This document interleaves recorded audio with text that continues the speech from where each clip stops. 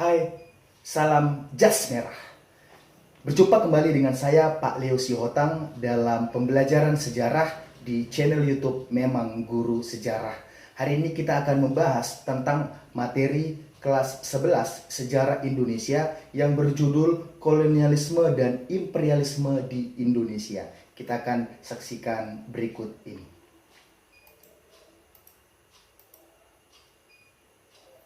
Yang pertama, lalu lintas perdagangan dunia sebelum era kolonialisme dan imperialisme Eropa. Yang pertama yang perlu kita ketahui adalah jalur sutra. Apa yang dimaksud dengan jalur sutra? Jalur sutra adalah jalur yang dirintis oleh Tiongkok atau Cina pada tahun 139 Masehi. Jadi sebelum kota Konstantinopel menjadi pusat perdagangan bangsa Eropa, terlebih dahulu ada jalur sutra. Apa yang dijual di jalur sutra? Komoditas dagang utamanya adalah kain sutra. Lalu yang berikutnya adalah panjang rutenya adalah 6.400 km. Dan yang perlu kita ketahui adalah panjang rutenya ini dilakukan oleh para pedagang dengan berjalan kaki sebelum nanti mereka mengenal jalur laut sebagai jalur perdagangan utama. Selanjutnya adalah kota-kota yang dilalui jalur sutra adalah kota Chang'an, lalu ada Samarkand, lalu ada Kashgar, dan kota Konstantinopel. Berikutnya adalah jalur sutra ini menghubungkan banyak sekali benua. Ada benua Asia, ada benua Afrika, dan juga ada benua Eropa. Ya, selanjutnya adalah kita akan melihat faktor-faktor atau latar belakang yang membuat atau yang melatar belakangi kolonialisme dan imperialisme Barat terjadi. Yang pertama adalah karena termotivasi nafsu dan juga kejayaan akan negara-negara Eropa lainnya. Jadi negara-negara Eropa itu bersaing untuk mencapai yang namanya kejayaan. Lalu yang kedua adalah setelah ditemukannya kompas dan juga alat-alat canggih di bidang pelayaran.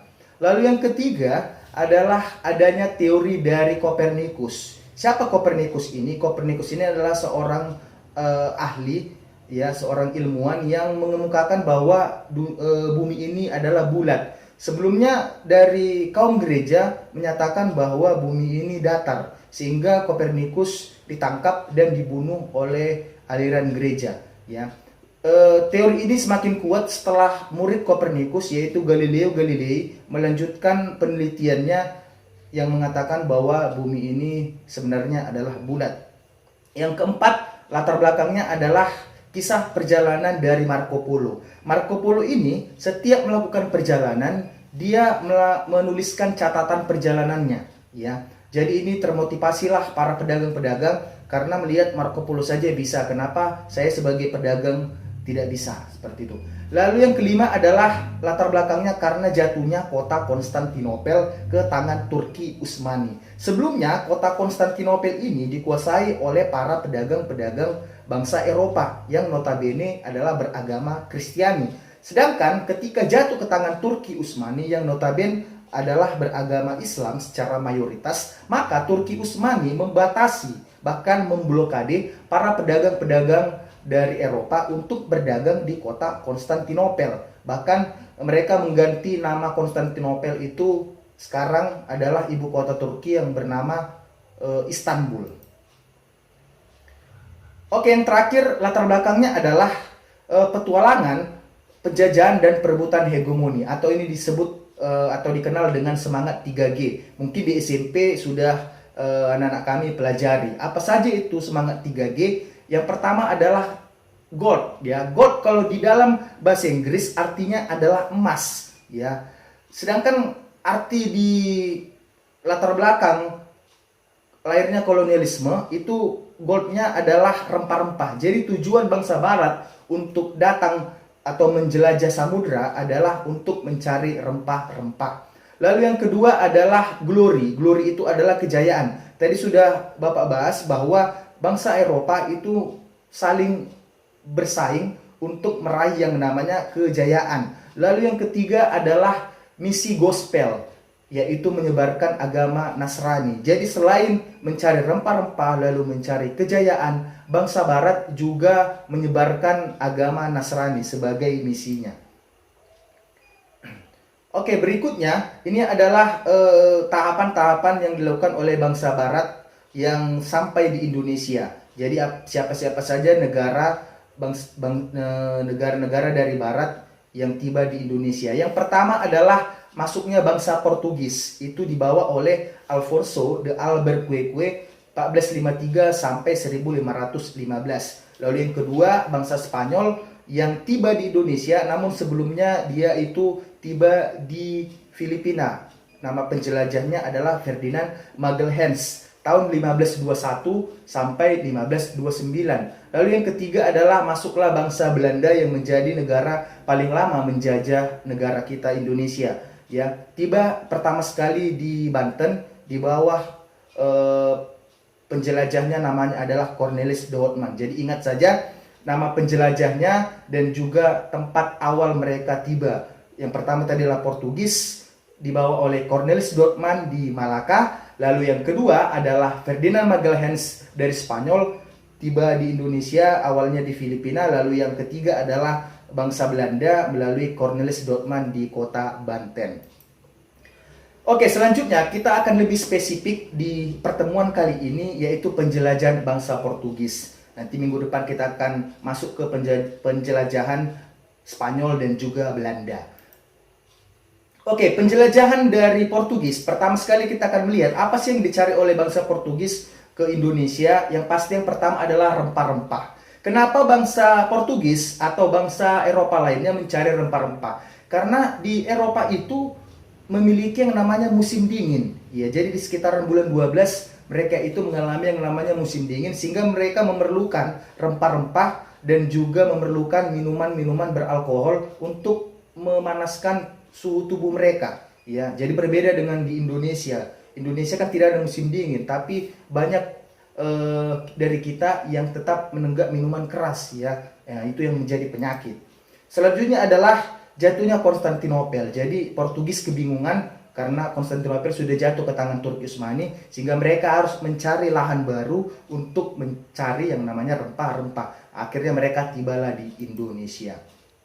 Oke, ini adalah peta dari bangsa Portugis. Oke, ini dia judulnya kedatangan bangsa Portugis ke Indonesia. Ini peta perjalanan bangsa Portugis ke Indonesia, ya. Jadi mereka dari mana ke mana akhirnya tiba ke Indonesia. Oke, siapa-siapa saja Pak penjelajah-penjelajah bangsa Portugis, ya. Yang pertama ada Bartolomeus Dias. Dia ini berangkat dari Lisbon tahun 1486. Dia menyusuri pantai barat Afrika lalu tiba di Tanjung Harapan. Jadi kalau kita cari di peta itu namanya adalah Cape Town, ya. Kalau ditranslatekan ke bahasa Indonesia namanya adalah Tanjung Harapan. Lalu yang kedua adalah Vasco da Gama. Dia ini tiba di Kalkuta, pantai India Barat. Lalu yang ketiga ada Alfonso de Albuquerque, ya. Dia menguasai Malaka, lalu tiba di Malaka tahun 1511. Dia dikenal sebagai penjelajah samudra pertama yang tiba di Indonesia. Oke, selanjutnya apa saja Pak peninggalan dari bangsa Portugis di Indonesia selama melakukan yang namanya penjajahan?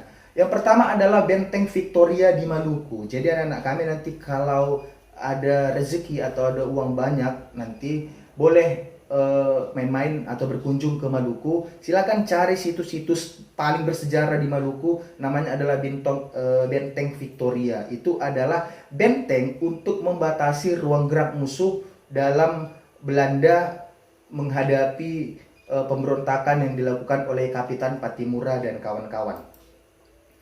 Oke, dampaknya apa saja atau pengaruhnya? Yang pertama adalah pengaruh bangsa Portugis yang paling kentara di Indonesia adalah penyebaran agama Katoliknya, ya. Siapa penyebar agama Katolik di Indonesia oleh bangsa Portugis? Namanya adalah Pastor Franciscus Xaverius. Mungkin anak-anak kami sering mendengarnya, ya. Dan ini berdampak juga pada pemakaian nama dari Franciscus Xaverius. Mungkin sering kita dengar ada nama orang disingkat dengan FX. Apa itu FX? Ya itu dia, Franciscus Xaverius, yang menjadi penyebar atau misionaris pertama dari bangsa Portugis di Indonesia, terkhusus di Maluku. Dia tiba di Ambon 1456 dan 1457 dan mengabdikan seluruh hidupnya untuk pengembangan agama Katolik di Maluku. Ya, luar biasa ya untuk Franciscus Xaverius. Lalu yang kedua, pengaruhnya adalah di bidang pendidikan, yaitu pendirian sekolah seminari ya, yang menerima anak-anak pemuka pribumi. Lalu selain mereka belajar agama yang nanti mereka ditempa menjadi seorang pastor ya, mereka juga diajari membaca, menulis dan berhitung ya. Ini sangat membantu sekali untuk masyarakat pribumi Indonesia. Lalu peninggalan Portugis berikutnya adalah di bidang seni ya. Pasti kita sering mendengar musik keroncong ya. Keroncong itu berasal dari bangsa Portugis ya. Kenapa bunyinya keroncong? Karena bunyinya itu adalah cong cong cong. Nah, seperti itu dia. Kenapa sering disebut dengan keroncong ya. Peninggalan yang terakhir adalah dari bahasa. Bahasa kita, bahasa Indonesia, banyak menyerap bahasa-bahasa dari Portugis. Sebut saja algojo, berasal dari algos. Aula, berasal dari aula. Bangku, berasal dari bangko. Gereja, berasal dari igreja. Hari Minggu juga ternyata berasal dari bahasa Portugis, yaitu domingo. Sekolah, berasal dari escola. Sepatu, berasal dari sapato. Dan lain-lain. Banyak masih yang berasal atau kita serap dari bahasa Portugis. Demikian pembelajaran kita untuk hari ini. Saya ambil pepatah dari Portugis, ubahlah dirimu dan keberuntungan akan turut berubah besertamu. Obrigado, yang artinya dalam bahasa Portugis adalah terima kasih. Sampai berjumpa kembali di pertemuan berikutnya. Tetap jaga kesehatan, salam sehat, dan salam jas merah.